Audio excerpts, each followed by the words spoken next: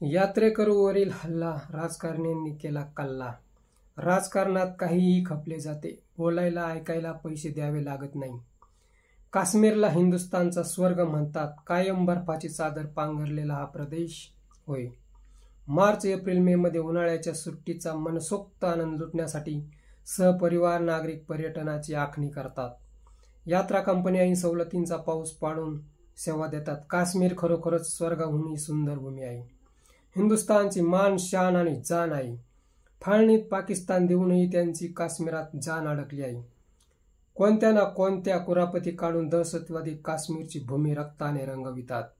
मागे अमरनाथ यात्रेला खो घालण्याचा प्रयत्न झाला तेव्हा स्वर्गीय बाळासाहेबांनी आम्ही अमरनाथ विसरू, पण मुंबईतून हजसाठी एकही विमान उडणार नाही की जहाज जाणार नाही.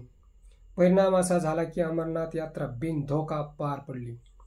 आज हिंदुस्थानात चालले काय? काश्मीरातून 370 कलम हटविले तरी मंदिरे, पर्यटन केंद्रे सुरक्षित राहिली नाहीत.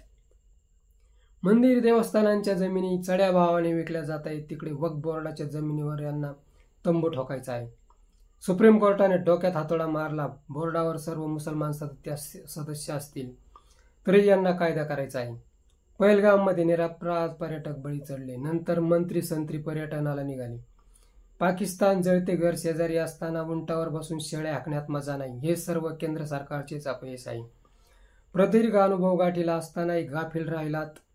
मतलब काय? आता बदला घेणार कसा? तसाही अर्धा पाकिस्तान, बांगलादेश थेट हिंदुस्थानात घुसला आहे. 20 कोटी मुसलमान हिंदुस्थानात, याचाच अर्थ जगातील अर्धे मुसलमान हिंदुस्थानात राहतात. लोकांच्या गरजा पूर्ण करायच्या नाही. आम्ही हे करू, आम्ही ते करू, मात्र करायचे काहीच नाही. अदानींनी सरकारी पाडण्यासाठी जेवढा पैसा लावला तेवढ्या पैशात चंद्रावर लोकवस्ती निर्माण करता आली असती. मात्र बुरसट विचारसरणी देशाला खाईत लोटत आहे. काश्मीर नंदनवन आहे, मात्र पर्यटकांसाठी अखेर खाईच ठरले आहे. मित्र, हा व्हिडिओ कसा वाटला ते कमेंट बॉक्समध्ये सांगा व ॲक्शन मराठी चॅनलला सबस्क्राईब करा.